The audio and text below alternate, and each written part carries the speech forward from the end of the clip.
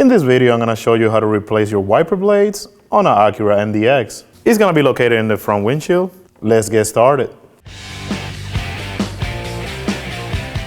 We're going to start on the left side of the vehicle.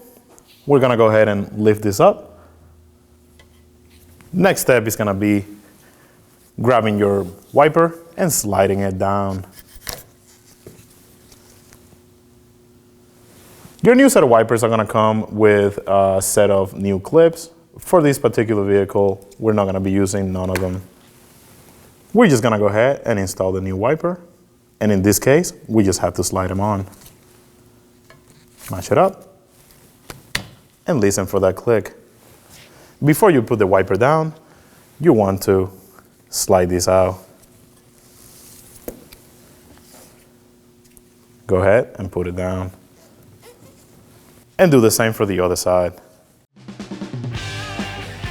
When only the best will do, demand TRQ. The only company that lets you view before you do.